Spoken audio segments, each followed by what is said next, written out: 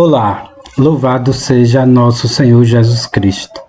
Sejam todos muito bem-vindos mais uma vez ao canal Apostolado São José. Eu me chamo Antônio Medino. Bem, pessoal, o objetivo deste vídeo é dar continuidade ao vídeo anterior, que é ainda sobre o mesmo assunto, que é a leitura anual das Sagradas Escrituras ou Bíblia Sagrada. Esse vídeo era para queria ter postado sábado, mas não deu tempo aqui, eu tive uns contratempos e não deu. Tentei também postar ontem, domingo, mas não deu também. E eu, graças a Deus, eu consegui acordar um pouco mais cedo na segunda-feira, pouco mais de 4 horas da manhã, e estou fazendo exatamente agora esse vídeo. Então é o seguinte, pessoal, para não ficar muito enrolando, vou deixar bem claro aqui logo no início o seguinte, que todas as obras aqui que eu sugeri para vocês, para ler, para vocês adquirirem, ou até mesmo imprimir, seja lá como queiram fazer, vão ser obras verdadeiramente católicas. Vão ser obras que têm a autorização eclesiástica. E obras católicas, quando eu me refiro, são obras que passaram por um censor católico, não encontraram nenhum erro contra a fé e a moral, então receberam o selo, que chama o selo esse selo aqui, como vocês podem ver, essa obra aqui é de 1927, o Nihil Obstat, ou Nihil Obstat, e o Imprimatur, ou seja, demonstrando que essa obra, ela passou pelo censor e não tinha nenhuma obra, aliás, não contém nada contrário à fé e à moral católica. Então ela é uma obra verdadeiramente católica. E ela recebeu também uma autorização para que imprimisse, pelo vigário geral aqui. Apenas para deixar bem claro, para demonstrar para vocês que nada aqui é da minha mente, nada aqui eu tirei, digamos assim, do acaso. Eu apenas aqui estou tentando concatenar as ideias aqui, para também vocês ir concatenando também e conexionando as ideias, para que vocês tenham bons frutos nessa leitura anual das Sagradas Escrituras. Antes de adentrar propriamente aqui na questão dessa introdução geral, porque ela vai ter um objetivo de ser uma introdução geral no sentido propriamente das Sagradas Escrituras, da Bíblia Sagrada, onde a gente vai entrar em temas como a divisão das Sagradas Escrituras, como verdadeiramente citar as Sagradas Escrituras, porque eu vejo muita gente citando a Bíblia, passagem das Sagradas Escrituras ou Bíblia Sagrada como protestantes.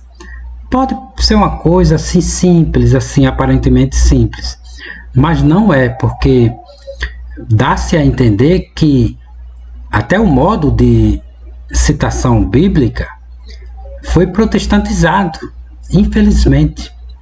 E nós católicos, nós é que temos as Sagradas Escrituras como patrimônio da Santa Igreja. Até os versículos foram introduzidos pela Igreja, como para ser uma forma mais didática e prática de a gente estudar as Sagradas Escrituras, de ler a Bíblia Sagrada. Então a gente não precisa tomar emprestado de seitas protestantes coisas que são próprias católicas. Mas só para vocês perceberem o nível de imersão dessas igrejas hereges em relação à cultura nossa da leitura das Sagradas Escrituras. Bem, mas antes de dar continuidade propriamente dito, eu vou mostrar para vocês aqui essa obra aqui. Deixa-me ver, o Missal Cotidiano e Vesperal por Dom Gaspar Lefebvre. Lembrando aqui, tem os 2 selos aqui de autorização católica. Eu quero só mostrar uma coisa para vocês aqui, divisão do ano eclesiástico. Por que eu vou mostrar isso aqui para vocês? E lembrando que todas as obras aqui que eu estou mostrando para vocês, eu também vou compartilhar no grupo da gente, no grupo do canal Apostolado São José, que é para vocês imprimirem ou lerem ou terem como referência. Ó, aqui essa parte bem interessante, só que eu quero mostrar para vocês sobre a divisão do ano eclesiástico. Aqui, ó. O ano eclesiástico começa com o primeiro domingo do Advento e termina no sábado que segue ao 24º domingo de Pentecostes. Ou seja, domingo agora, dia 23 de novembro, foi o último domingo de Pentecostes, ou seja, o 24º domingo. Então, como ele fala, né? Então, sábado agora, próximo sábado, termina o ano eclesiástico, ou digamos assim, o ano cristão. Eu estou mostrando isso por quê? Porque devido ao modernismo, né, dessa falsa estrutura, dessa falsa igreja, ter introduzido também um novo calendário eclesiástico, de certa forma eclipsou também o calendário eclesiástico tradicional. Então, quando Nossa Senhora de La Salette afirma que a igreja, a verdadeira igreja, vai ser eclipsada, ela está eclipsada mesmo. Por exemplo, eu não sabia que existia um ano eclesiástico e que esse ano ele era tão importante que ele direcionava a vida da cristandade. Ou seja, por quê? Porque todo o calendário eclesiástico, todo ele é voltado para Nosso Senhor Jesus Cristo. As festividades, a comemoração dos dias dos santos, tudo é voltado para Nosso Senhor Jesus Cristo. Então, é um calendário católico, um calendário cristão, cuja essa falsa igreja aí retirou ele e colocou um novo calendário para ficar submisso ao ano civil, o ano aí dessas nações apóstatas, que nós vivemos em países apóstatas, em países heréticos, liberais e também modernistas, infelizmente.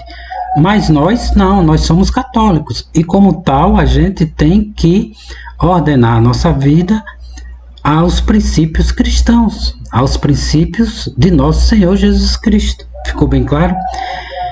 E vocês vão entender por que eu estou mostrando essa questão do ano eclesiástico. Inclusive, para aqueles que não compreendem muito bem ainda essa questão do ano eclesiástico,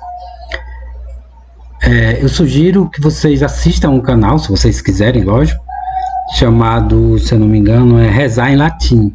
Ele mostra ali também, de forma didática, essa questão do calendário eclesiástico. E é bem interessante, porque o autor do vídeo, né, é um senhor que ele conhece que há algo de muito errado nessa falsa igreja, mas que ele não quer tomar a atitude correta. Eu vou dar só um exemplo de como foi adulterado.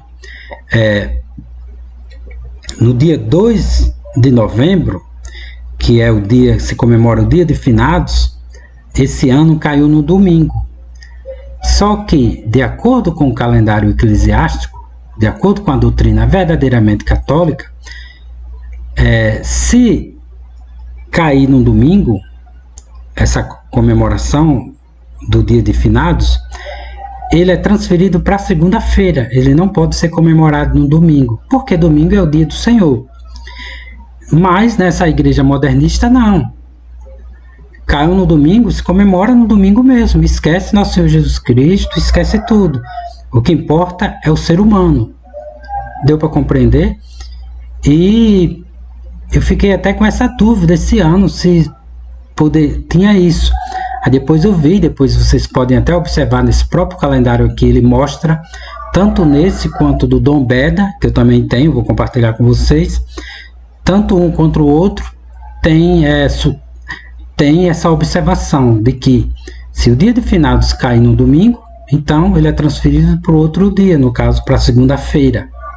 Olha para a gente perceber o quanto nós fomos enganados durante muito tempo. E vocês vão compreender agora porque eu estou sugerindo que nós voltemos para o ano eclesiástico. Por quê? Porque eu estou aqui com essa obra aqui, ó, do Pedro Strabelli, a Santa Bíblia ante as 1000 seitas protestantes. Desculpa, pessoal, tá dando essa longa introdução, mas é necessário. E eu estava lendo ela aqui. Eu não li muito porque eu gosto de imprimir as obras para ler. Essa aqui eu não imprimi. Aí eu estava lendo aqui, eu cheguei nessa página 150 e pouco aqui e vi que ele sugeria a leitura diária da Santa Bíblia. Foi aí que eu tive essa ideia de propor para vocês de ler as Sagradas Escrituras durante o ano, ler ela completa. E tá aqui, ó. Ele sugere começando pelos Evangelhos. E tem todo sentido, depois a gente entra nessa questão da ordem dos livros para a gente ler. E ele começa em janeiro. Então eu vou sugerir para vocês, apenas uma sugestão, que a gente não comece no dia 1º de janeiro, mas dia 30, né? Porque dia 30 vai ser o próximo domingo, se eu não me engano. E vai ser o primeiro domingo do Advento, que começa o calendário católico. Por que eu estou sugerindo isso? Para a gente ler as Sagradas Escrituras levando em consideração o ano católico, porque as Sagradas Escrituras ela tem, digamos assim, a sua plenitude em Nosso Senhor Jesus Cristo, porque todo o Antigo Testamento, quando a gente for começar a ler, estudar algumas questões, a gente vê que é um apontamento para Nosso Senhor Jesus Cristo. Então toda a Bíblia gira em torno de Nosso Senhor Jesus Cristo. E a nossa vida também tem que girar em torno de Nosso Senhor Jesus Cristo. Por isso que eu sugiro o ano eclesiástico.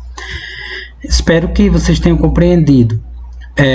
E se não quiserem, tudo bem, cada um pessoalmente, né, pode tomar sua decisão e começar a ler dia 1º de janeiro, como sugere aqui o autor Pedro Strabelli. Apenas uma sugestão. Eu vou começar, eu particularmente, no dia 30, né, que seria o próximo domingo. Depois eu vou fazer uma tabela e compartilhar com vocês também, uma tabela, lógico, levando em consideração essa daqui como referência. A única coisa que eu vou alterar vai ser, aliás, vou acrescentar uma outra coluna aqui com a média de capítulos diários. Por exemplo, aqui, ó, ele sugere que a gente gaste 9 dias lendo só o Evangelho de São Mateus. O Evangelho de São Mateus tem 28 capítulos, então a gente dividiria 28 por 9 e via quantos capítulos daria mais ou menos. 3 vezes 9, 27, dá pouco mais de 3 capítulos diariamente para a gente ler o Evangelho de São Mateus, só para ter uma ideia. Então eu vou fazer essa média aqui e colocar uma outra coluna com a média diária de capítulos de cada livro. Só apenas isso que eu vou acrescentar, mas eu vou usar essa aqui como referência. Inclusive tem todo sentido a sugestão dele aqui começar pelos evangelhos. Depois vou aqui nesse próprio vídeo adentrar mais ainda. Vamos agora para essa obra aqui. Depois posso até voltar a essa obra aqui. Vamos para essa obra aqui, que é a Doutrina Católica, para a gente adentrar propriamente na questão das Sagradas Escrituras. Aliás, vamos agora inserir vocês, já falei no vídeo anterior, mas vamos inserir agora novamente vocês nas Sagradas Escrituras em relação à doutrina católica, onde ela está inserida. Vou aqui, deixa-me ver. Eu até li para vocês. Vou deixar essa obra também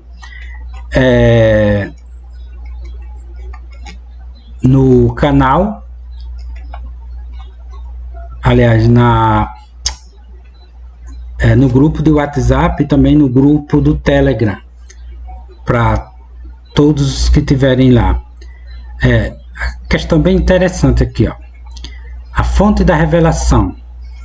A fonte da revelação é dupla: a Escritura Sagrada e a tradição.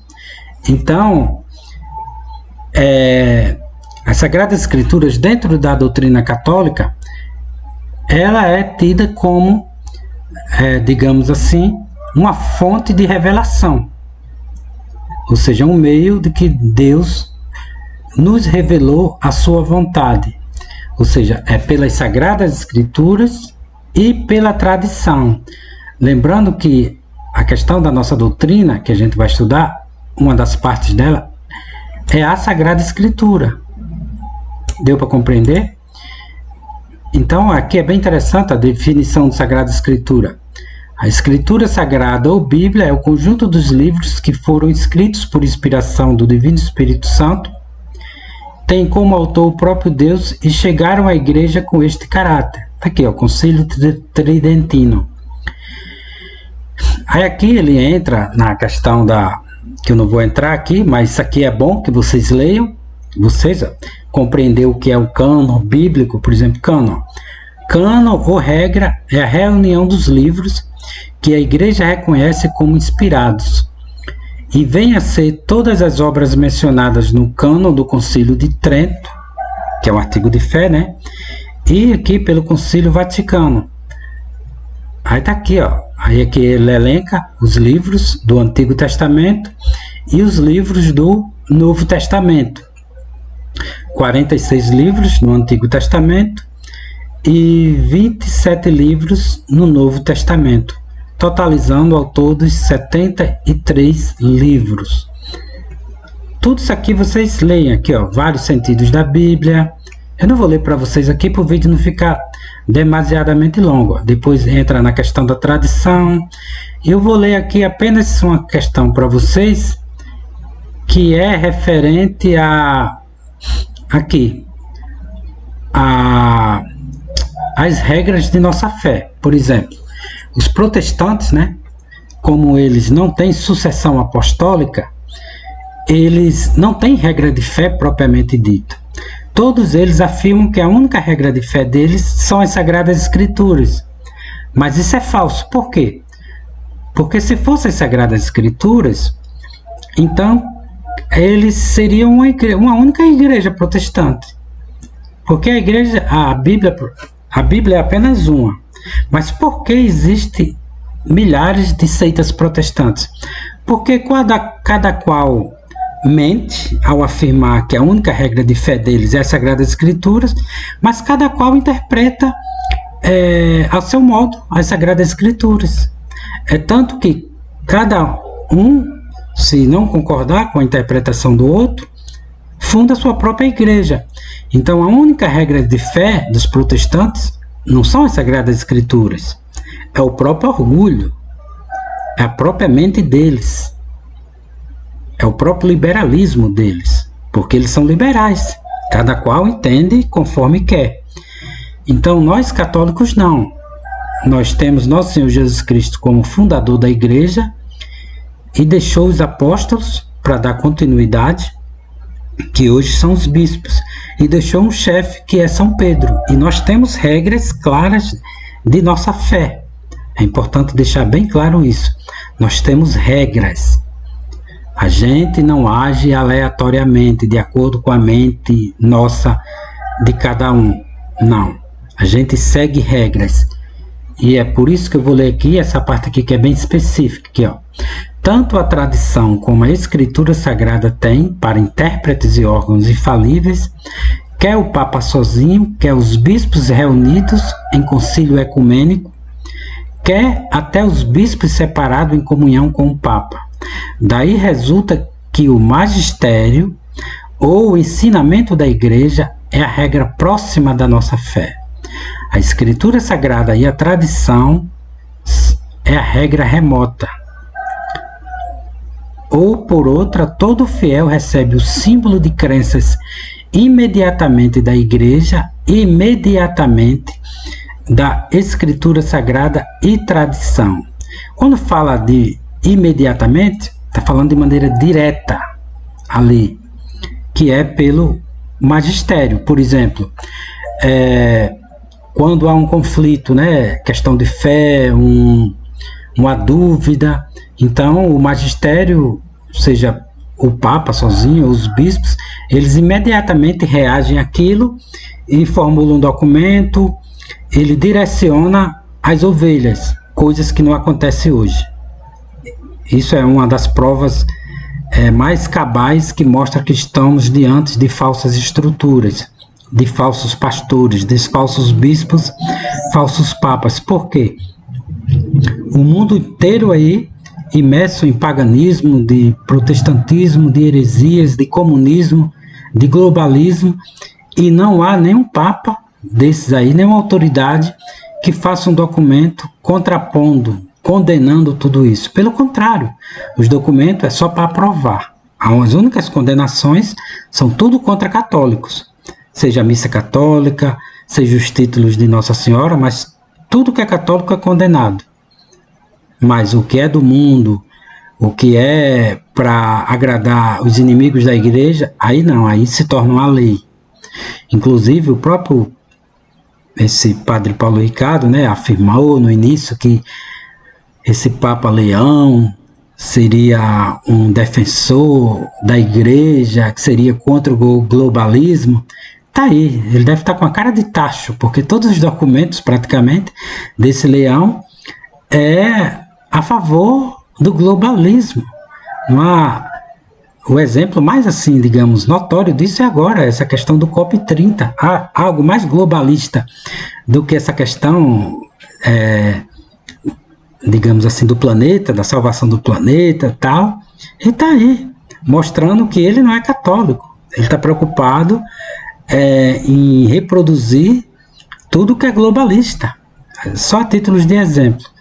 Recordando, nós temos uma regra próxima, que é o magistério, né, que é por onde a gente recebe imediatamente os ensinamentos, e também de forma imediata, ou seja, por meio das Sagradas Escrituras e por meio da tradição. E a gente vai agora estudar essa regra de fé imediata, que é a Sagrada Escritura. Ficou bem claro? Só para situar vocês onde as Sagradas Escrituras são inseridas. Nós temos o magistério, nós temos as Sagradas Escrituras e a tradição. Todos eles gozam de igual autoridade. Por exemplo, as Sagradas Escrituras não têm autoridade maior que a tradição. E nem a tradição maior que as Sagradas Escrituras, não. Têm a mesma digamos assim, autoridade, porque são revelações divinas, são regras de nossa fé. Ficou bem claro? É isso, quero deixar isso aí bem claro. Dito isso, o que eu queria citar dessa obra eu já citei, vou deixar no grupo de WhatsApp. Vamos agora para, deixa eu ver se eu baixei aqui, eu vou até, deixa eu ver aqui. Como eu já li essa daqui, da questão do ano eclesiástico, vou apagar, retirar para aqui. Vamos agora para a introdução geral aos livros do Antigo Testamento. Inclusive, pessoal, esse aqui é o volume 14 do que eu deixei no grupo de WhatsApp. Todas essas obras aqui, referentes às Sagradas Escrituras, eu deixei no grupo de WhatsApp.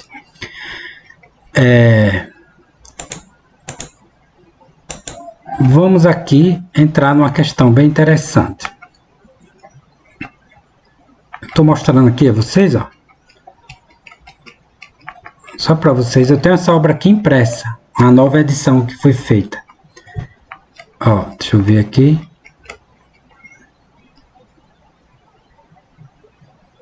Tá aqui, ó. O selo, ó, de autenticidade, ó, e de autorização para imprimir, de 1951. Aí tem os colaboradores. Lembrando que essas obras aqui vocês têm acesso. Eu deixei. Isso aqui é um verdadeiro tesouro da nossa Santa Igreja. Eu quero mostrar para vocês aqui uma questão aqui. Aqui, ó, a lista dos livros do Antigo Testamento e a lista do Novo Testamento.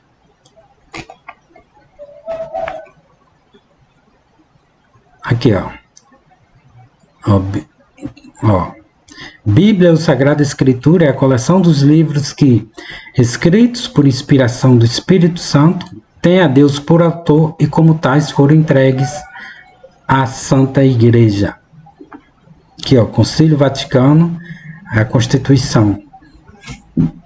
Interessante, ó, que tanto esse conceito quanto o conceito anterior daquele livro do Bullinger, que eu citei anteriormente, eles têm o mesmo conceito. Por quê? Porque são retirados dos documentos da Santa Igreja. Então não tem como interpretar diferente. Ficou bem claro? Porque os documentos da Igreja, eles são claros. Então não tem como cada um formular um conceito de forma diferente. Entender de forma diferente. Não, porque é um único conceito. Aliás, é retirado de uma única fonte, que é o magistério da Igreja. Aqui, ó, sua tradução latina, chamada Vulgata, foi declarada autêntica pela Santa Igreja, que a gente tem duas traduções da Bíblia Vulgata para o português, que é a tradução do padre Antônio Pereira de Figueiredo, que inclusive os autores que fazem essa obra aqui traduziram, né? E tem também o padre Manuel Matos Soares, na primeira tradução dele, que é a de 1933. Inclusive, fiz até um vídeo contrapondo ao Bernardo Kister, quando ele afirma que a segunda tradução, se não me engano é de 1945, é de 54, segunda tradução do padre Matos Soares, ele afirma que era uma Vulgata atualizada. Isso é mentira, isso é falso. Só existe a primeira Vulgata, aliás, só existe a primeira tradução que verdadeiramente é a tradução da Vulgata. A segunda já não é. Interessante aqui, ó.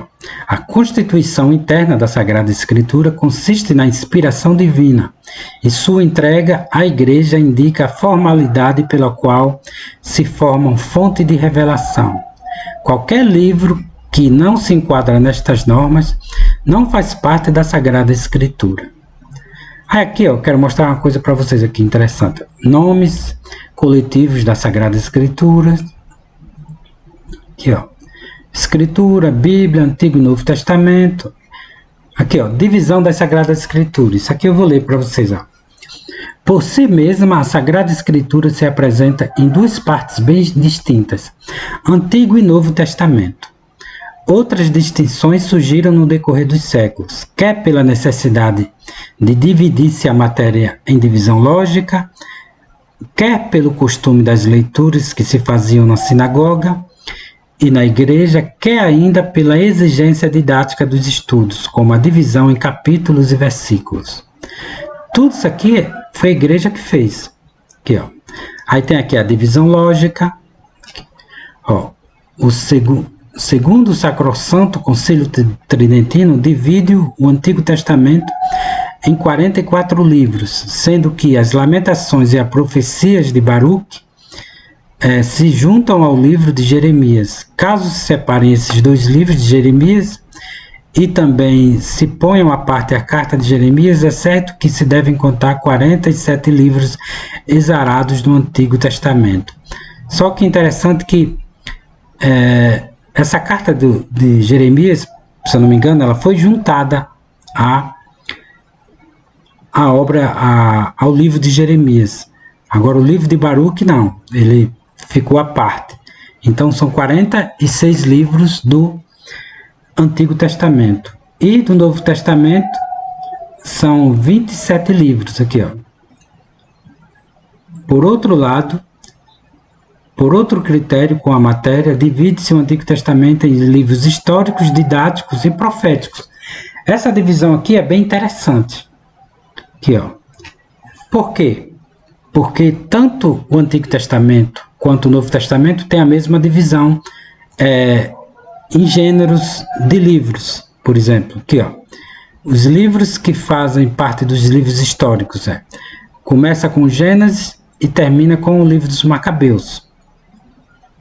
Esses são os livros referentes ao Antigo Testamento. Já os livros didáticos, ou os livros sapienciais, somam 7 aqui, ó.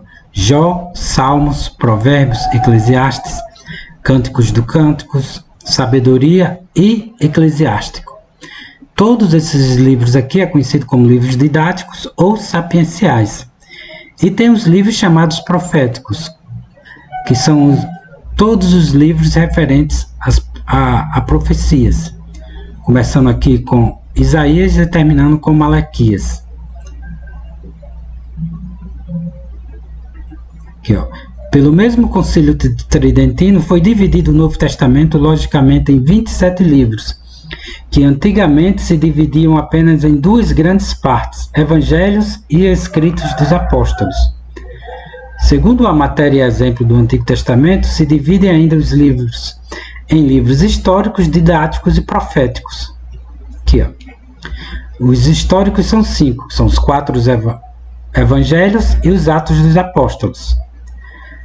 São chamados livros didáticos as cartas de São Paulo e as cartas consideradas católicas, que começa com a carta de São Tiago e vai até a carta de Judas. E tem o livro profético, só que ao contrário do Antigo Testamento, né, a gente só tem um único livro profético no Novo Testamento, que é o Apocalipse de São João Evangelista. Aí tem aqui a divisão litúrgica. É interessante essa divisão aqui, nessa questão de livros históricos, livros sapienciais ou didáticos e livros proféticos, porque a gente pode ler de acordo com isso aqui, se a gente tiver tempo. Por exemplo, eu vou buscar ler um livro diariamente, um capítulo ou 2 de um livro histórico, do livro didático e um livro profético. Vou procurar. Mas lembrando, isso aqui é sugestão e fica a critério de cada um. Depois vocês têm acesso a essa obra, busquem estudá-la com mais detalhes. Aqui, ó. Divisão didático-prática. Isso aqui é bem interessante. Aqui, ó. Pelo ano de 1214, pelo cardeal Estevão Langton, arcebispo de Cantuária, foi introduzida na Vulgata Latina a divisão em capítulos da Sagrada Escritura para facilitar os estudos da Universidade de Paris. É a mesma que vigora ainda hoje. É interessante, ó, essa Bíblia Vulgata, ela tem, digamos assim, tanta força na Santa Igreja, né? Ela foi tão utilizada que ela foi tida como referência até para dividir em capítulos. Então, se vocês puderem, adquiram essa obra, aqueles que não tiverem. E também, aqueles que não tiverem, vocês podem ler essa obra que eu vou deixar para vocês em PDF. Inclusive, eu até sugiro, se vocês puderem, imprimam. Imprimam uma por mês. Por isso que eu estou fazendo esse vídeo hoje, para aqueles que não têm tempo, possam imprimir, possam organizar o material até domingo, ou aqueles que quiserem em janeiro, organizar o material até janeiro, para vocês lerem as Sagradas Escrituras. Dando continuidade aqui, ó. A subdivisão em versículos se deu ao dominicano Santos Pagnino, no ano 1528, em parte também a Roberto Estevão, que nos anos de 1551 e 1555 editou os livros sagrados, consignando a numeração dos versículos. Embora utilíssima, essa divisão é simplesmente histórica e consta não ser feita pela autoridade da Santa Igreja. Por isso, se necessário, essa divisão pode ser negligenciada. Ou seja, essa questão de capítulos e versículos não é algo que a Igreja, né, digamos assim, considere como extremamente necessária. Por quê? Porque as Sagradas Escrituras, ela não foi feita com capítulos e versículos. Ela foi introduzida, os capítulos e versículos, para a questão didática, para a questão mais prática, né, como demonstra aqui. E até hoje a própria Igreja faz uso disso aqui. Por exemplo, quando a gente pega o Catecismo Romano está cheio de citações de Sagradas Escrituras, graças à própria igreja. Ficou bem claro? Ou seja, tudo isso aqui, até os próprios protestantes que utilizam capítulos e versículos, eles utilizam pela Santa Igreja. Porque não foram eles que criaram isso. Os protestantes só fazem confusão. E outra coisa que eu vou ler aqui para vocês, essa sugestão aqui sobre a leitura da Sagrada Escritura, que é bem interessante aqui, ó. Ele elenca aqui alguns temas bem interessantes em relação à Sagrada Escritura. Aqui, ó. Primeiro, excelência. A excelência de um livro depende do autor, da finalidade, do modo por que é feito. Por estes 3 motivos, a Sagrada Escritura supera todos os livros que se escreveram na Antiguidade ou que jamais se poderão escrever. Seu autor é Deus, seu assunto é nobilíssimo e tem o fim mais nobre que se possa imaginar, nossa felicidade sobrenatural. Sua forma é variável e agradável devido à variedade dos homens e das formas literárias de que Deus se serviu para fazer-nos sua revelação. Quanto à utilidade, já foi dito que um dos motivos da supremacia dos livros sagrados é sua finalidade. Entretanto, já para esta vida, a Bíblia é mestra dos que lhes são amigos. Toda escritura divinamente inspirada é útil para repreender, corrigir e instruir na justiça, que é uma citação da carta de São Paulo aos Timóteos, da segunda carta, capítulo 3, versículo 16. Aqui, ó. Muitos fazem da Sagrada Escritura mera ocasião de curiosidade científica, sem buscar-lhe a medula, o amor de Cristo, que, segundo Bento XV, é o principal e mais suave fruto da ciência escriturística. Os motivos. Só a leitura nos poderá fazer utilizar os tesouros que Deus encerrou para nós na Sagrada Escritura. Daí o conselho de São Paulo a seus discípulos e amigos. Aplica-te à leitura. E a insistência de São Jerônimo.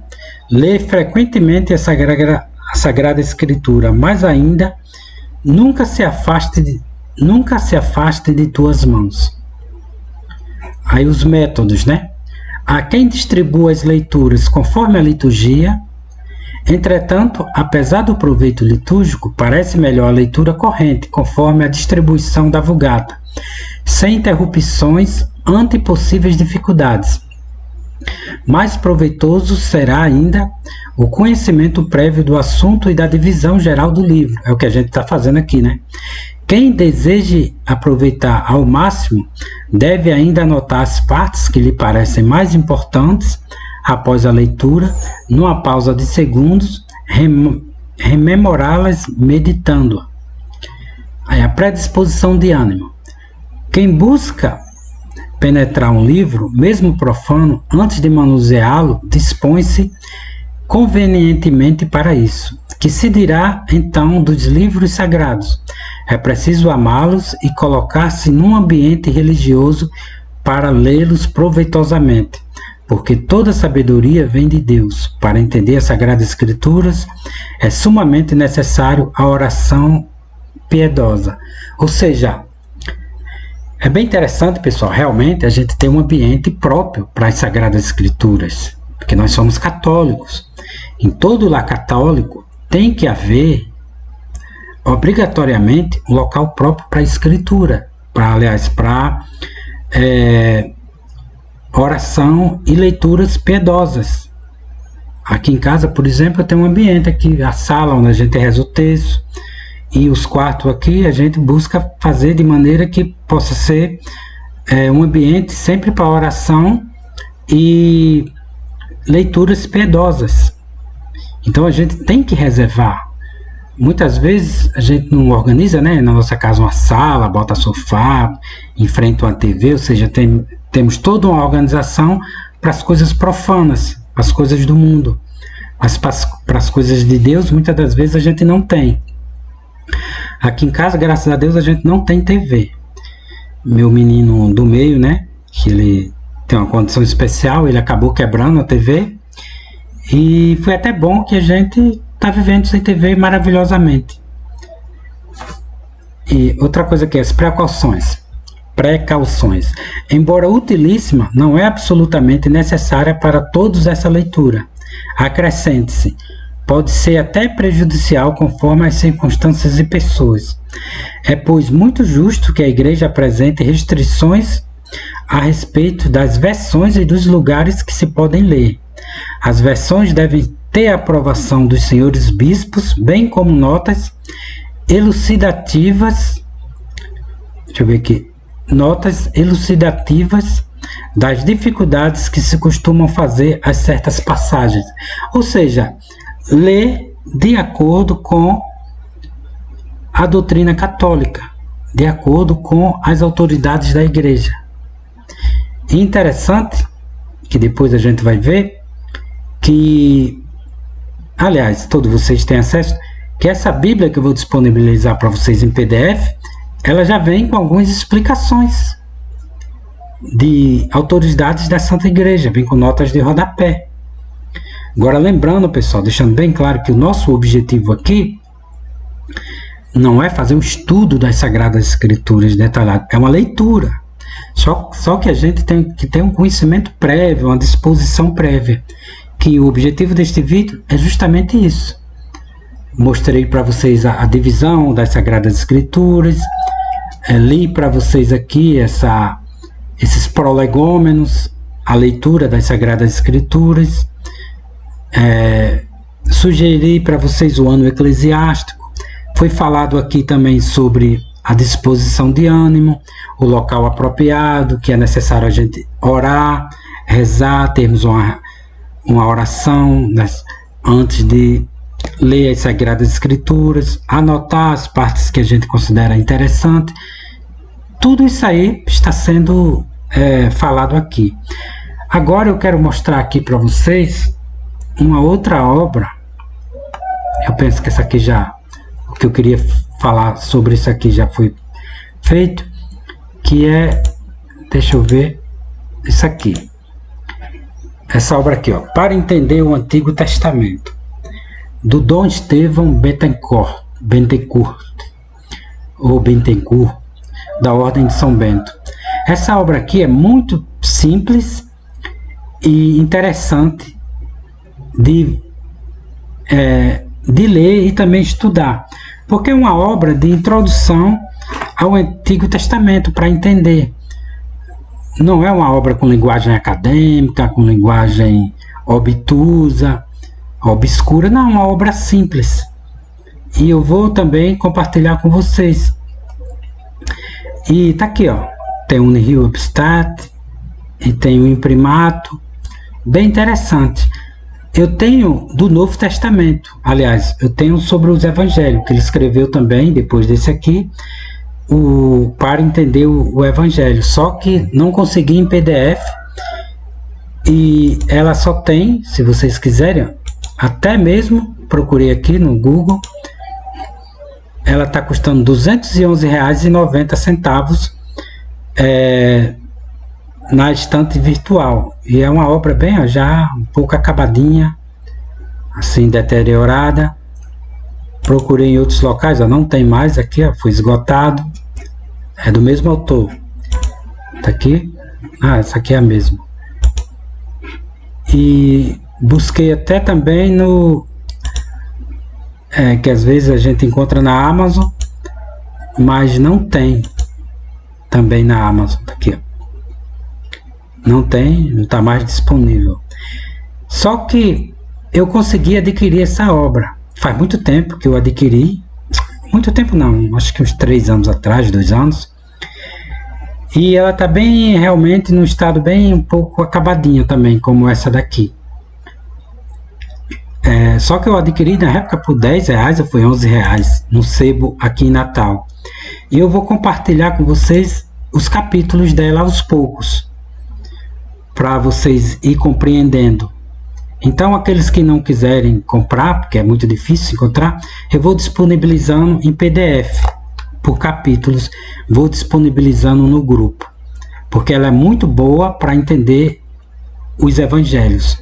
tanto na questão histórica, algumas explicações, e lembrando também que a gente não pode esquecer que todas essas obras aqui, por exemplo, que nem essa que eu acabei de ler, essa introdução geral e especial, ela também fala de todos os livros das Sagradas Escrituras, além de ter um estudo prévio antes de adentrar em cada livro. É bem interessante. Depois a gente vai ler. Eu selecionei aqui algumas partes dessa obra aqui, para ler aqui para vocês. Deixa eu me ver aqui na página 20. Ler aqui bem rápido para o vídeo não ficar demasiadamente longo. Aqui, eu estava lendo esse capítulo aqui, o problema bíblico e seu princípio. Depois, se vocês quiserem ler, tiverem tempo, é bom ler, mas eu não vou ler muito acerca do problema, porque, resumindo, ele fala que muitos têm um problema de ler as Sagradas Escrituras, seja por concepções equivocadas, por não compreender as Sagradas Escrituras, também por razões protestantes, porque no mundo protestante cada um lê e tira sua interpretação, e ao invés de ajudar, muitos se tornam até ateus, porque também querem buscar explicações científicas nas Sagradas Escrituras. Quando fala explicação científica, essa ciência falsa atual, não tem como. Hoje a gente vive num mundo falso, num mundo apóstata. Então esse livro, as Sagradas Escrituras, é um livro sobrenatural. É um livro que fala sobre a verdade. E a verdade, ela não tem comunhão com a mentira. Então a ciência jamais vai corroborar com as Sagradas Escrituras. Mas tem gente que pensa que as Sagradas Escrituras têm que estar submetida a esses métodos científicos falsos atuais. E acaba se tornando ateias, ou tem uma série de confusão. Então, diante desses problemas, aqui que ele demonstra, ele fala sobre a solução. E tem uma parte aqui bem interessante que eu selecionei, apenas alguns, que eu vou ler aqui para vocês, só a título de ilustração, que é essa parte aqui, a princípio aqui, ó. Quem quer que se apresente, essa parte aqui, vou até aumentar aqui. Aqui, ó. Quem quer que se preste a ler a Escritura, recorde-se de que uma atitude de fé sobrenatural é condição absoluta para penetrar o âmago da mesma. E isto por dois motivos, aí ele vai mostrar, né? Porque pelo próprio tema da Sagrada Escritura, né? Depois vocês vão ler, que é justamente, que eu vou até ler para vocês aqui, essa parte, apenas uma pequena parte aqui, ó. Através dos seus 74 livros, a Bíblia, na verdade são 73, né? Porque ele está considerando, nessa época aqui, eu acredito,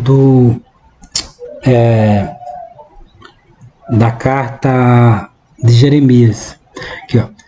Através dos seus 74 variados livros, a Bíblia, em última análise, trata de um só objeto, a saber, as disposições da providência em vista da salvação do homem. Apresentam-nos em suas fases sucessivas, desde os primórdios até o fim dos tempos. O mistério de um Deus que desce até o homem para elevar o homem ao consórcio de Deus. Pronto, isso aqui está bem resumido. E depois eu selecionei outra parte aqui, que é essa daqui, ó.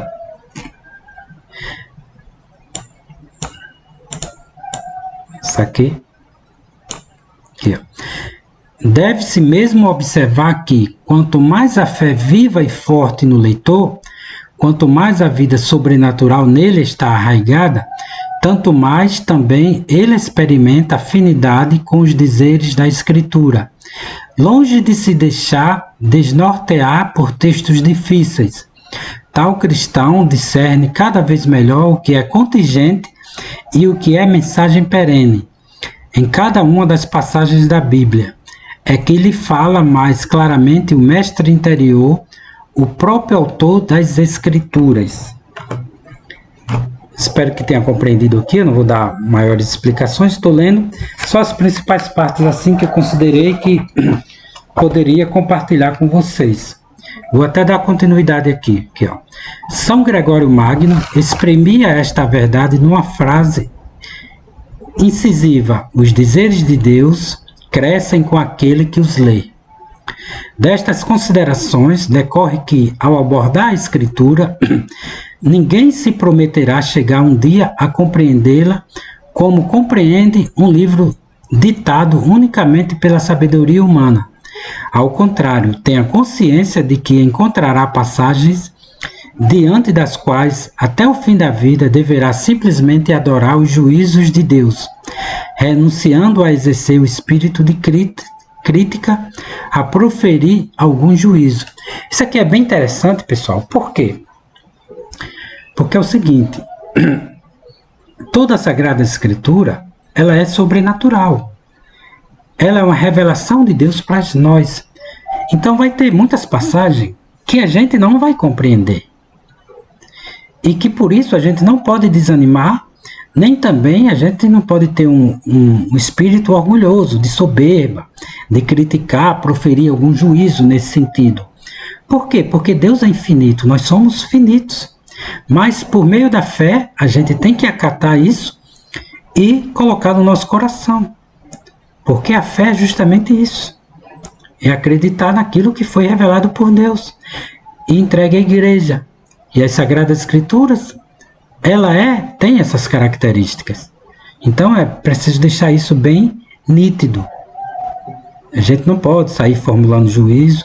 Agora é lógico que tem obras aprovadas pela Santa Igreja, inclusive o próprio Novo Testamento, mais precisamente os Evangelhos, tem a Catena Áurea para aqueles que quiserem adquirir. Vale muito a pena adquirir para ler os Evangelhos e compreender os Evangelhos, quanto no sentido histórico, quanto também no sentido propriamente teológico. Espero que tenha dado para compreender. É isso. Agora tem uma outra parte aqui que eu acho que essa aqui que eu li, eu achei bem interessante, que é essa aqui, ó. A penetração da Sagrada Escritura, sendo função da fé na encarnação, não pode deixar de estar também intimamente associada à fé na Igreja. Com efeito, para os católicos, é na Igreja que o Verbo encarnado prolonga a sua vida e a sua obra de iluminar e salvar os homens. Quem admite isto, há de reconhecer que a Igreja compete, em última análise, da genuína interpretação da Escritura, já que pela Igreja Cristo ensina aos homens, é pela Igreja que lhes dá a saber o sentido da palavra escrita de Deus, que é a Bíblia. Por conseguinte, seria incoerente o católico que procurasse estudar a Sagrada Escritura independentemente do magistério da Igreja, seguindo apenas as insinuações da ciência ou do seu bom senso pessoal. Verdade é que o magistério eclesiástico não dita normas positivas para o entendimento de todo e qualquer texto bíblico, mas ao menos indica verdades de fé às quais nenhum exegeta pode derrogar sem cair no erro. Por exemplo, a questão de Nossa Senhora. Se a gente for olhar apenas com os olhos científicos, dos olhos humanos, a gente não vai aceitar que Nossa Senhora ela não teve filhos. Ela não é virgem perpetuamente. Antes, durante e depois o parto. Antes, de se casar com São José, antes de aceitar ser mãe de Nosso Senhor Jesus Cristo, durante a gravidez e após o parto, ela é virgem.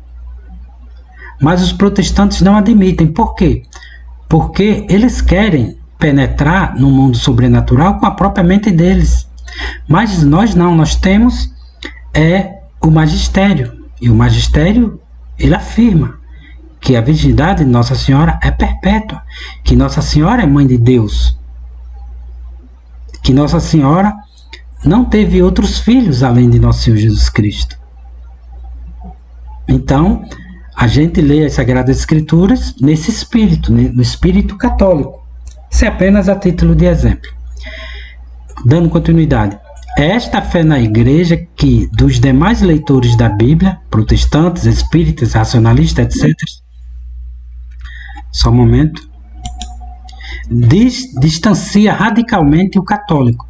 Pode acontecer que a autoridade da Igreja seja o único argumento decisivo para que o católico tome tal posição exegética em vez de outra. Sendo assim, tenham os fiéis consciências de que não poderão sempre, por argumentos filológicos, arqueológicos, literários, provar a protestantes e racionalistas que a interpretação dada pelos católicos a tal passagem bíblica é a autêntica.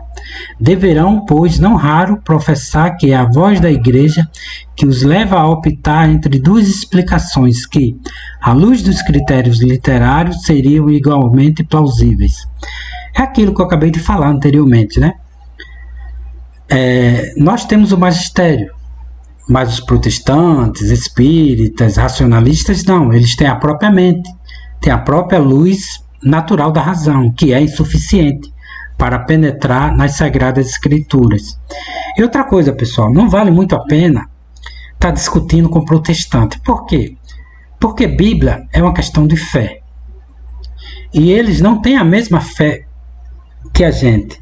É por isso que os santos, muitas das vezes, não queriam convencer por argumentos. Eles queriam convencer pela caridade.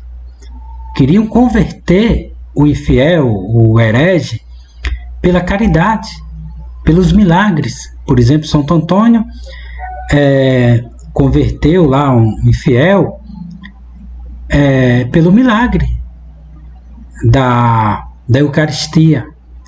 Então, por exemplo, outro exemplo que a gente tem é São Domingos, que tentou ali converter os albigenses, se eu não me engano, por meio do raciocínio, por meio do argumento, mas não conseguiu, foi necessário o rosário. Deu para compreender? Então a gente não vai converter ou convencer os protestantes disso não, porque desde criancinha eles são imbuídos no erro, então é muito difícil. Cabe a nós, católicos, rezar por eles para que a graça de Nosso Senhor Jesus Cristo consiga adentrar no espírito dele, no coração deles e os convença da verdade. Porque todo aquele que, com sinceridade de coração, sinceridade na vontade, sinceridade na inteligência, que começa a estudar as coisas em busca da verdade, eles se tornam católicos. Mas nem todos têm essa predisposição e simplicidade para a busca da verdade. É isso. É apenas uma observação. E agora, na parte final do livro, desse mesmo livro aqui, ele fala algumas questões sobre ler as Sagradas Escrituras. Como ler as Sagradas Escrituras. Que inclusive também eu fiz algumas anotações.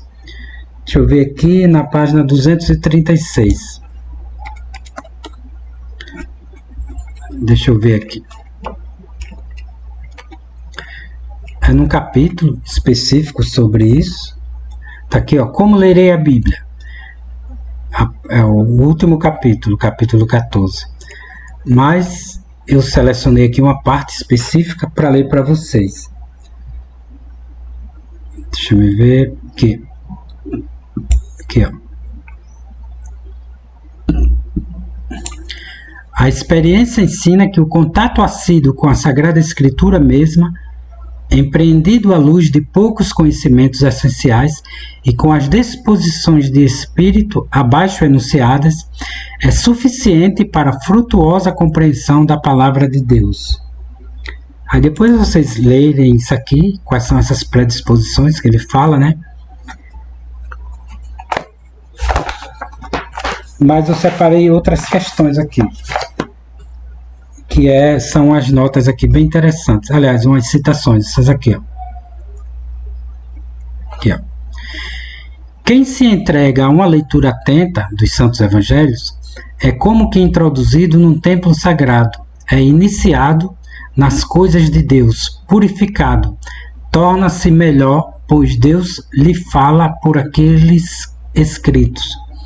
Que acontecerá, dizem, se não entendemos o que os livros sagrados contêm?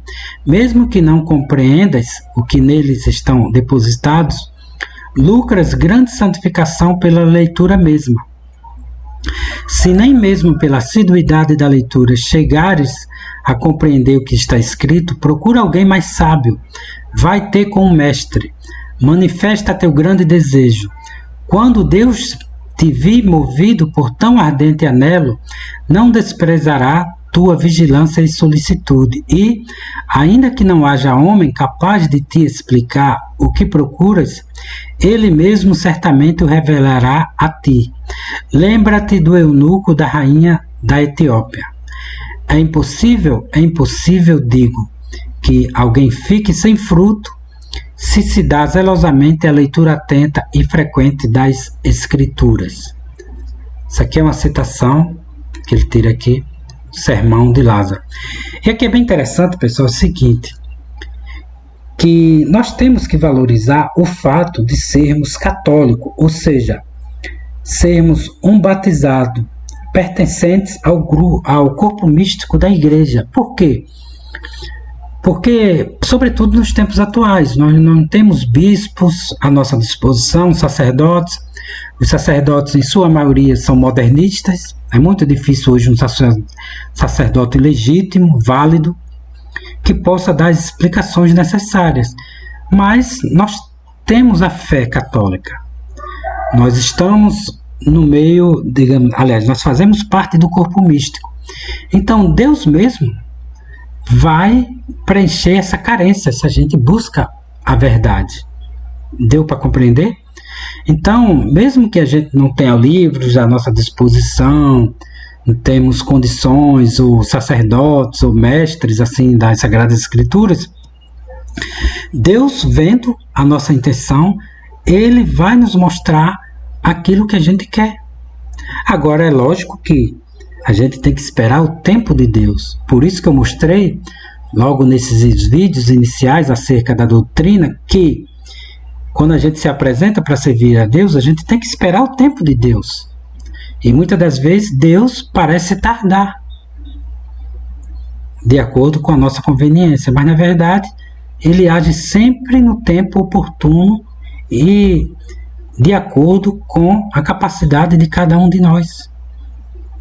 Muitas das vezes, se nos for revelada ou se a gente souber de alguma coisa ali, a gente não está preparado e a gente pode ter algum problema psíquico, por exemplo. Estou dando aqui só um exemplo. Pode ser até um exagero. Mas a gente não está preparado. E é necessário, muitas das vezes, a maturidade espiritual para a gente aceitar certas coisas. É apenas uma observação. Aqui, ó. Ainda breve observação decorre destas premissas. A leitura das páginas sagradas pode ser grandemente útil e valiosa, mesmo quando o leitor não entenda todo o sentido do texto.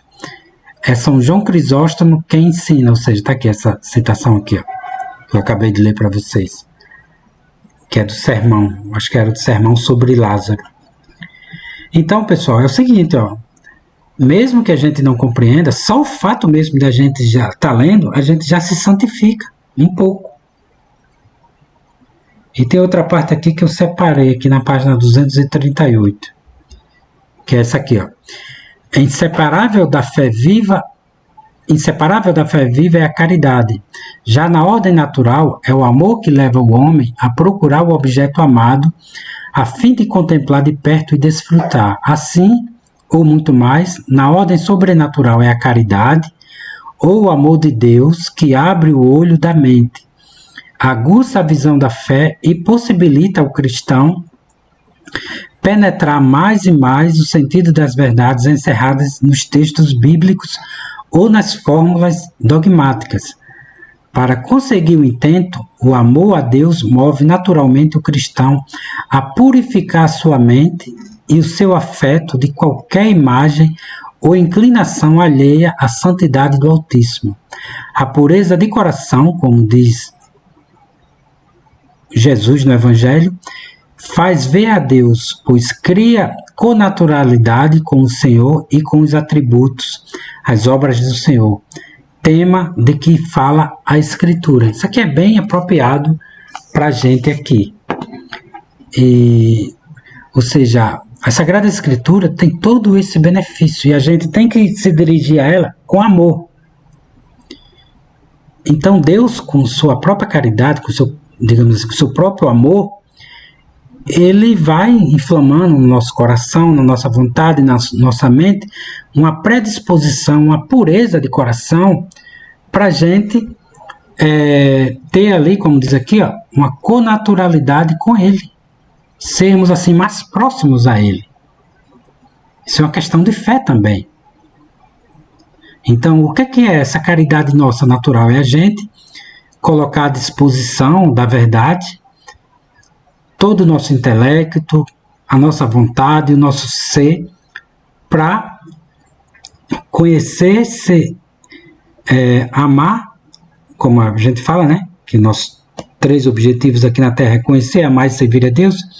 Então, quando a gente coloca todo o nosso ser, todo o nosso intelecto, a nossa vontade para conhecer, isso é amor. Então, por isso que conhecer, amar e servir a Deus é, digamos assim, uma sequência lógica.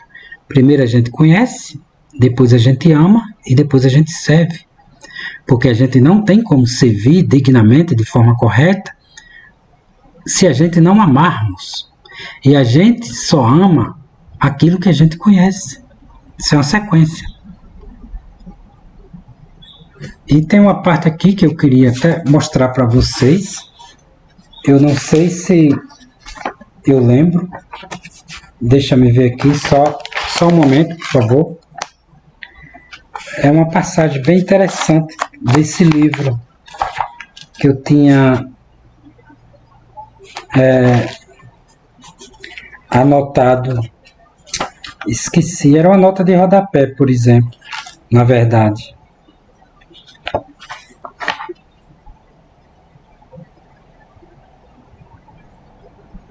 Tá aqui, consegui encontrar. É uma nota de rodapé que está na página 21, que eu tinha esquecido e eu pensei necessário dar uma lida para vocês. Que é essa aqui, deixa eu ver. Aqui, ó. Sobre o cânon das Sagradas Escrituras, aqui, ó. Exemplo notório é o do cânon ou catálogo das Escrituras Sagradas. Todos sabem que Lutero não reconheceu como inspirados ou canônicos certos livros que os católicos admitem como tais.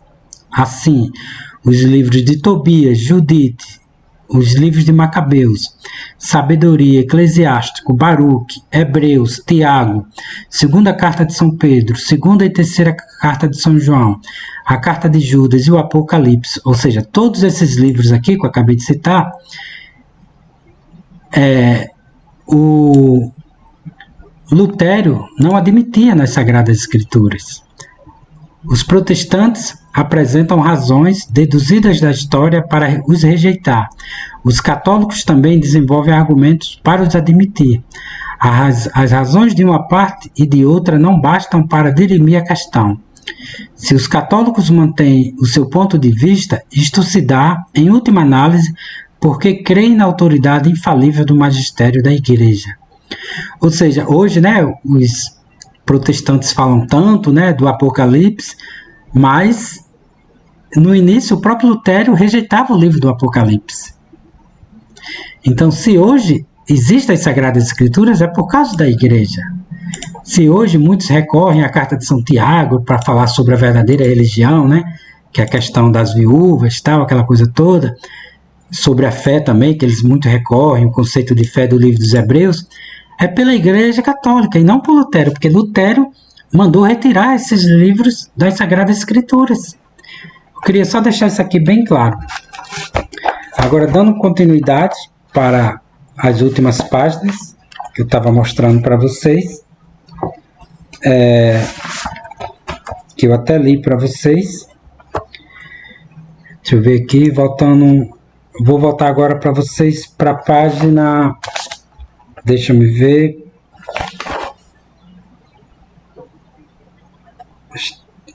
para o vídeo não ficar muito longo, eu vou para a parte do itinerário das Sagradas Escrituras, que é na página 240.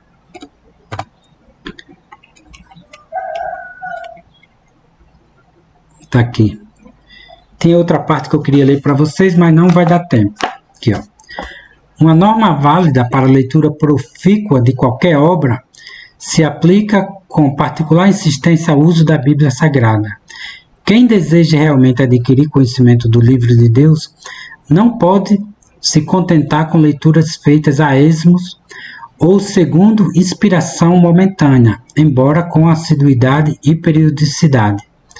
Pouco aconselhável, portanto, seria querer pescar simplesmente trechos belos, edificantes, sem visitar a sistematização da leitura, pois, como diz o apóstolo, Deus não é Deus de desordem.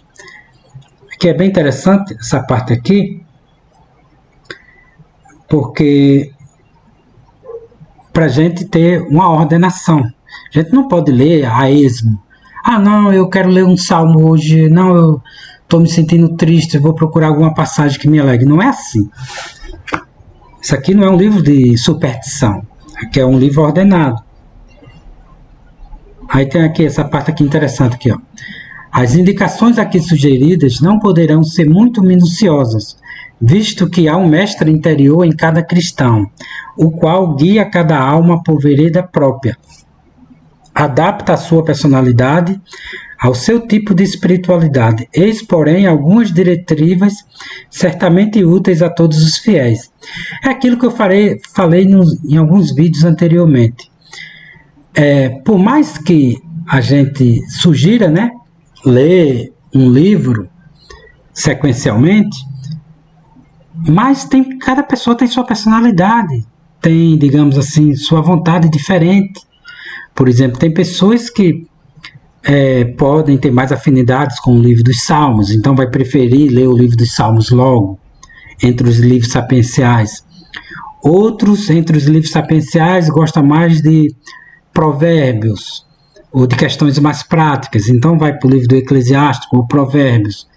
Outro gosta mais assim de um drama, no sentido da vida propriamente dito, do que é a vida.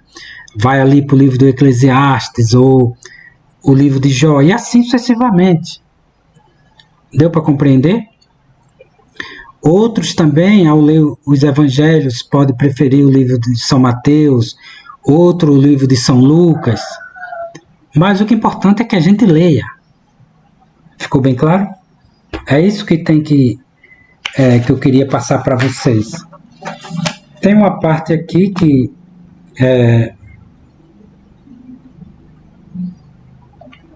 deixa eu ver aqui. Deixa eu ver se eu anotei aqui.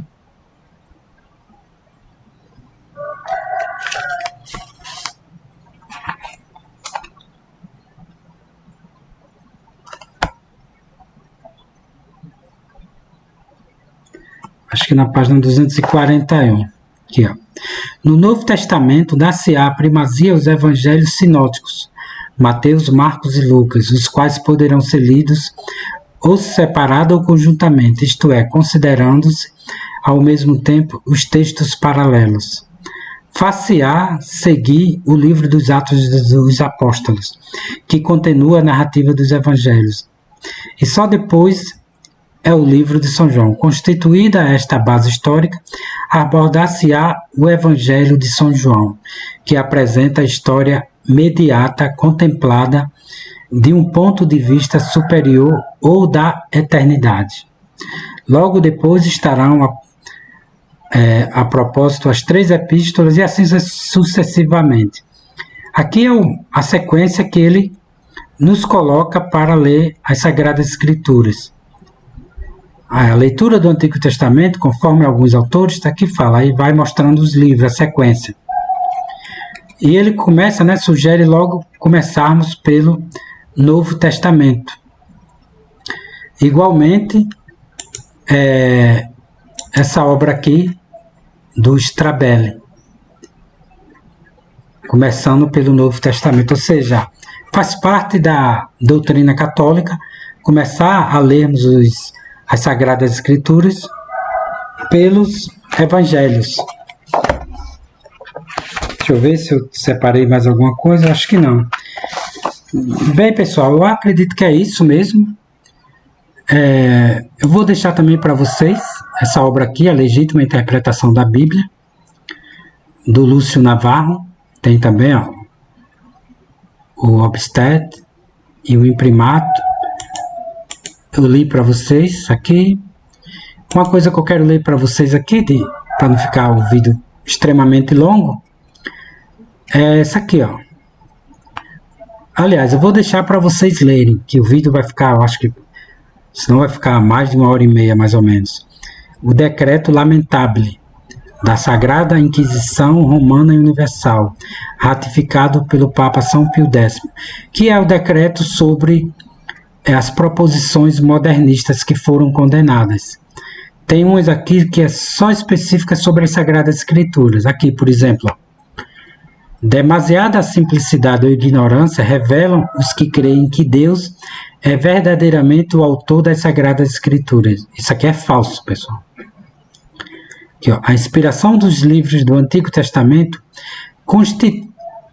consistiu em terem os escritos israelitas ensinando doutrinas religiosas sobre um aspecto peculiar, desconhecido ou pouco conhecido dos pagãos.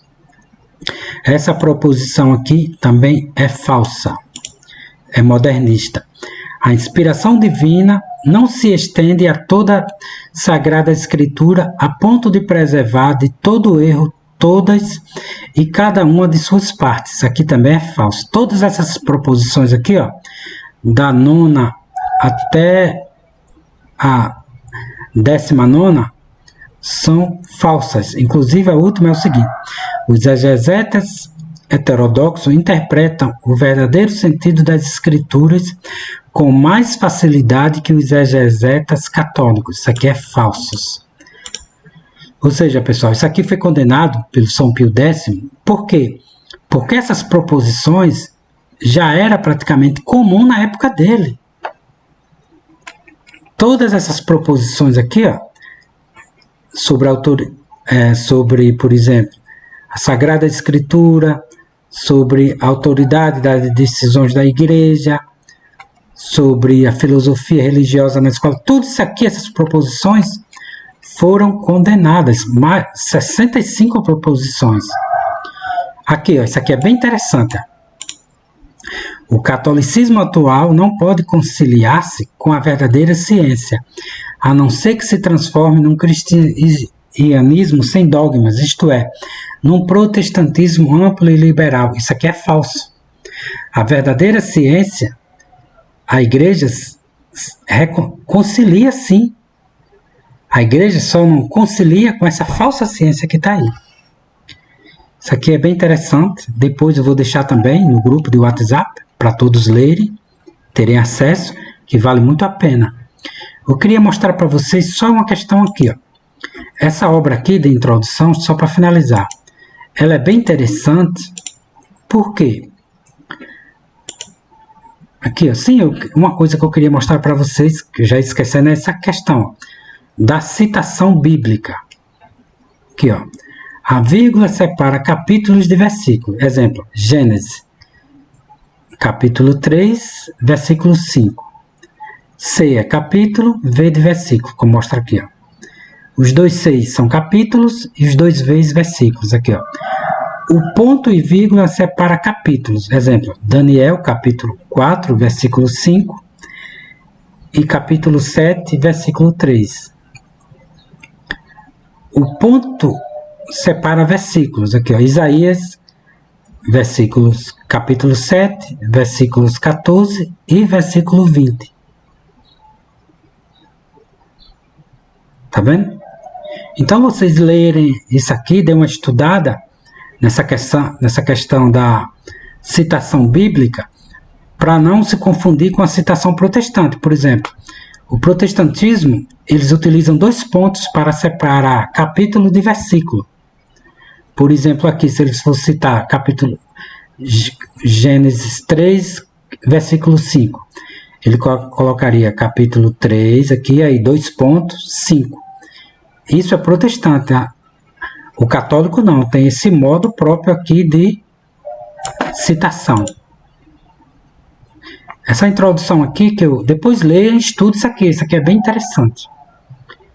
E é próprio mesmo daqueles que querem estudar, digamos assim, ou ler com mais diligência as Sagradas Escrituras.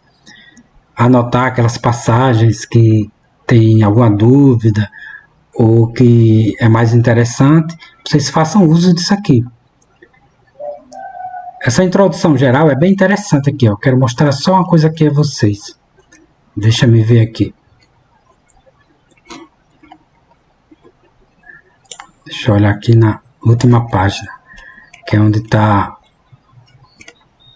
aqui, ó. Deixa eu ver aqui. O índice geral, né? Aí tem aqui, não, essa aqui... Ah, não queria mostrar essa daqui, não. Deixa eu ver se está aqui. Só um momento.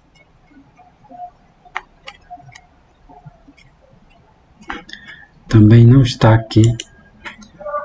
Eu vou olhar aqui onde está aqui. Peraí. Eu acho que é aqui.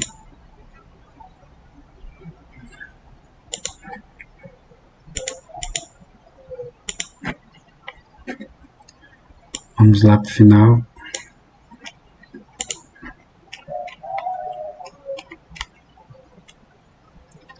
Aqui, é isso aqui que eu queria mostrar aqui, ó.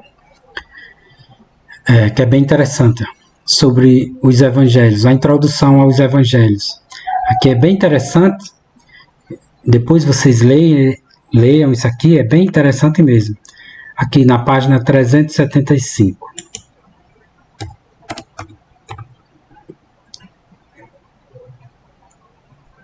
Aqui, ó. O Evangelho segundo Mateus, decreto da Pontífica Comissão Bíblica de 19/6/1911. Aqui, ó. Esse decreto afirmou os pontos seguintes. São Mateus apóstolo é, na verdade, o autor do Evangelho que sempre lhe foi atribuído. Por que é interessante esse decreto? Porque muitos ficam com dúvida. Ah, não foi São Mateus que escreveu, foi atribuído a tal... Não, para a igreja não. Para a igreja é sim São Mateus que escreveu o Evangelho que tem o seu nome, ou seja, o homônimo, né? Então, a gente não pode restar dúvida, não pode cair em conversas protestantes. Outra coisa aqui, ó. Ele o escreveu em aramaico ou hebraico e antes que os 3 evangelistas, ou seja, na ordem histórica, ele foi o primeiro evangelho. Quando a igreja faz esse decreto, ela simplesmente não diz, eu vou decretar que isso aqui é assim. Não, isso aqui é baseado na tradição, na história da Santa Igreja, de como os evangelhos chegaram na igreja, porque, como a gente sabe, o que são as Sagradas Escrituras? A Sagrada Escritura, ou Bíblia Sagrada, né, é o conjunto de livros que tem a Deus como autor e foi inspirado pelo Espírito Santo. E como tais, chegaram até nós. Ou seja, como tais foram entregues à Santa Igreja Católica, melhor dizendo. Então, tudo isso aqui é tomado como base a tradição, a história. A redação definitiva do seu evangelho em hebreu ou arameu não pode ser abaixada até depois da destruição de Jerusalém, nem sequer até a chegada de São Paulo a Roma. São Mateus compôs um evangelho próprio estritamente dito, e não é mera coletânea de ditos ou sermões de Cristo, a qual um autor anônimo se serviu para redigir o primeiro evangelho. acrescentando-lhe outra fonte para os fatos históricos. Então é bem interessante vocês lerem isso aqui. Isso aqui está nesse volume 15, que é muito interessante para vocês terem essas informações históricas. Aí aqui ele dá uma introdução aqui, ó. Obra original de Mateus, sua autenticidade, vai explicar por que é autêntico, os critérios externos, vai mostrar tudo, pessoal. Leiam isso aqui, tudo isso aqui vai ajudar no sentido amplo para compreender as Sagradas Escrituras, compreender o próprio Evangelho e assim sucessivamente. E isso aqui é bom, essa obra aqui, essa introdução geral, por quê? Porque ele tem essa introdução de todos os livros das Sagradas Escrituras, todos têm esses estudos prévios aqui. Bem, pessoal, acho que é isso. Tá aqui, eu já li tudo que poderia ter lido aqui. Lembrando que eu vou fazer aqui uma tabela e depois compartilhar com vocês. E só recapitulando aqui, pessoal, o final é o seguinte. Nós falamos aqui sobre a leitura anual, né? E o autor aqui, o Strabelli, ele formula sua tabela levando em consideração janeiro como o primeiro dia para ler. Eu também, além dessa tabela aqui de janeiro, eu vou fazer uma também, levando em consideração o ano eclesiástico, não apenas o ano civil. Portanto, no próximo domingo eu já darei início à leitura das Sagradas Escrituras, começando pelo livro de São Mateus. Esse é um compromisso que eu vou fazer até aqui em casa, ler com minha família, com meus filhos, para a gente ir nos santificando. E também, pessoal, uma coisa muito importante é o seguinte: a gente sabe que a nossa vontade ela é muito frágil, o nosso intelecto é muito débil. Então, lendo as Sagradas Escrituras, a Bíblia, conforme o que ensina a doutrina da Santa Igreja, vai fortalecendo o nosso intelecto, iluminando a nossa inteligência e também fortalecendo a nossa vontade para servir a Deus. De um modo geral, vai nos santificando, vai curando as doenças do nosso espírito. Por quê? Porque o espírito é isso mesmo, o espírito são as faculdades superiores da alma, que é a vontade e o intelecto. Então, purificando, nós temos se a gente tiver uma vontade santa e um intelecto santo, nós não vamos ter doenças, mal-estar espirituais. Podemos ter alguma coisa física, por exemplo, você está caminhando, tropeça, cai ali, pode se furar, por exemplo, minha esposa aqui caiu, ela quebrou um copo de vidro na mão e sofreu um corte. Pegou 9 pontos, que era para ter sido 10, mas só ficou 9 pontos. Ou seja, questões físicas podem nos acontecer, mas questões espirituais, nesse sentido, cabe a gente se vigiar, se policiar. Então, eu sugiro que vocês também, se quiserem, comecem no próximo domingo, que é que começa o calendário propriamente eclesiástico, o ano eclesiástico.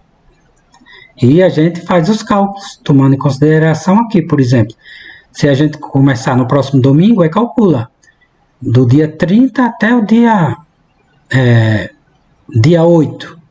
Do dia 30 ao dia 8, a gente leria o livro de São Mateus, por exemplo, que dá 9 dias. Aí depois, do dia 9 ao dia... Aqui, são 10. Do dia 9 ao dia 13, a gente leria...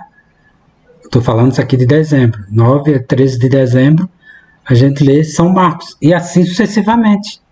É apenas uma sugestão.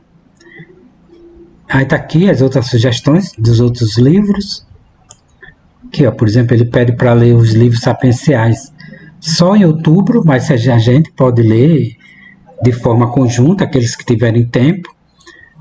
Não há necessidade de ler só em outubro. Aqui é apenas uma tabela para a gente ter um rumo, um itinerário, para a gente não se perder, para a gente apenas nos ordenar. Ficou claro? Eu vou fazer isso aqui, inclusive vou elaborar um pequeno livreto, assim como eu fiz um livreto sobre o Rosário, eu vou fazer um pequeno livreto sobre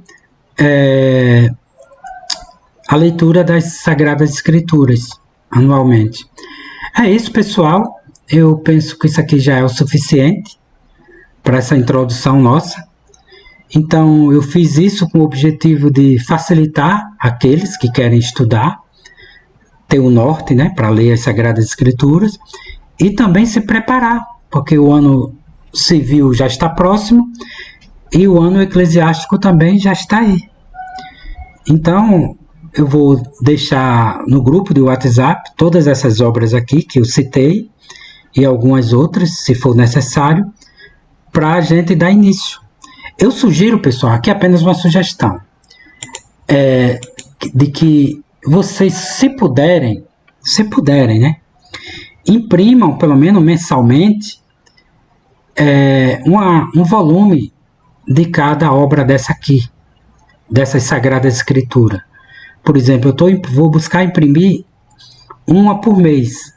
Por exemplo, eu imprimi, se eu não me engano, o volume 5 ou foi o volume 6, em forma de caderno, em forma de livro, e mandei colocar uma espiral, né? Depois eu até tiro foto e coloco no grupo, como que ficou. E posso até fazer um videozinho curto, só para mostrar. E por mais que fique um pouco caro, que eu acredito que deve ficar em torno de 50, 60 reais, dependendo do local, vale muito a pena vocês gastar isso aí por mês. Por quê? Por exemplo, vamos supor que a gente vai começar pelos evangelhos. Os evangelhos, deixa eu ver aqui quantos dias são necessários para ler o evangelho. Os evangelhos, está aqui, ó. São 9, 14, com 9, 18, né? 23, 31 dias, ou seja, em um mês a gente lê os evangelhos. E um mês é justamente aqui, ó, essa obra aqui, que começa com o Evangelho de São Mateus, deixa eu ver qual, e termina, deixa eu ver aqui, ó, e termina em São Lucas. A gente pode ir imprimindo uma mensalmente, de acordo com a nossa tabela. Aqui. Deu para compreender? Aí a gente, por exemplo, a gente pode imprimir o volume 10 e o volume 11, que abarca tudo isso aqui. É apenas uma sugestão, lembrando que é apenas sugestão aqui. Por quê? Porque essas obras, elas são comentadas, como vocês vão perceber aqui, por exemplo, volume 10, aqui, ó. Deixa uma página aqui aleatória, tá aqui, ó, por exemplo. Aqui, ó. Aqui, algumas palavras mais confusas, eles explicam. Deixa eu mostrar aqui o início, aqui, ó. Logo no início, ó, eles têm essas advertências, tem esses estudos prévios aqui, ó. Evangelho de São Mateus, uma introdução própria ao livro, vai explicando a primeira parte, os primeiros anos de vida, vai dividindo tudo direitinho. Aí aqui, ó, por exemplo, Evangelho de São Mateus, ó, aí tem essa nota de rodapé, e todas essas explicações são explicações católicas, aprovadas pela igreja. Tá aqui, ó, tem umas notas que são mais demoradas, mais extensas, ó. Ó, aqui, ó, tá vendo? Ao contrário dessas bíblias modernistas, que tem aí notas de rodapé profanas até, notas de rodapé modernistas, condenadas. É isso, pessoal. Desculpa, o vídeo ficou um pouco longo, acredito que 1h30 ou mais, mas foi necessário porque eu queria abarcar tudo isso aqui para vocês. Resumindo, né, a gente falou sobre a divisão das Sagradas Escrituras, o modo como devemos citar, lembrando que eu não falei de forma extensa, não me demorei muito. A gente também falou das predisposições que nós devemos ter para ler as Sagradas Escrituras, um local apropriado, né? A gente tem que rezar, temos que ter um local próprio para ler as Sagradas Escrituras. Não precisa ser um lugar sofisticado, um lugar piedoso. E assim sucessivamente. Foi falado também de por onde a gente começar, mostrei para vocês a tabela e também sugeri que a gente comece no ano eclesiástico, mas aqueles também que quiserem começar em janeiro, tudo bem, e outras coisas aí que a gente falou aqui nesse vídeo. É isso, pessoal, agradeço, eu agradeço mesmo. Pretendo colocar esse vídeo ainda hoje, no dia 24, no canal Apostolado São José. É isso, eu agradeço a todos. Sim, pessoal, também eu quero fazer aqui um agradecimento muito especial a todos que adquiriram a rifa. Eu realmente, esse mês eu passei um período turbulento. Agradeço também aqueles que me ajudaram além da rifa, teve pessoas que me ajudou e também de outras maneiras me ajudaram. Agradeço mesmo de coração. Eu não vou ter como pagar assim, digamos assim, com a mesma intensidade com que vocês me ajudaram, mas é isso. O que eu posso fazer por vocês é ajudar vocês nesse sentido. Eu estou extremamente agradecido, porque não é muito por mim, mas mais pelos meus filhos, né, pela minha esposa, porque aqui em casa eu sou praticamente sozinho para tudo, assim, no sentido financeiro, no sentido providencial, material, digamos assim. Porque minha esposa, ela teve Guillain-Barré, por exemplo, e ela ficou sem andar. Ela não, aliás, ela não anda em passos acelerados e ela também não corre. Ela tem uma limitação física. Inclusive, no meu trabalho, eu tenho um horário especial por causa disso, dessa limitação dela. Eu também tenho um filho que ele tem uma condição especial e ele exige da gente uma atenção ininterrupta. Quando eu falo ininterrupta, é ininterrupta mesmo. Se a gente deixar 1 minuto, 2, assim, sem uma monitoração, ele pula o muro, ele vai para a rua, é uma questão muito delicada. Então eu também tenho que me vigiar em relação a isso, mas eu não estou reclamando não, estou só explicando para vocês, às vezes porque eu demoro a colocar algum vídeo. Por isso, pessoal, valorizem esses conteúdos, sobretudo vocês que têm mais tempo, invista o tempo nas Sagradas Escrituras, nos livros sagrados, na doutrina da igreja, na salvação das almas de vocês. É isso, agradeço a todos mesmo, imensamente. Lembrando do nosso objetivo aqui na Terra, que é conhecer, amar e servir a Deus. E tudo para a glória de Deus e o bem das almas. E fiquem todos com Deus e até a próxima.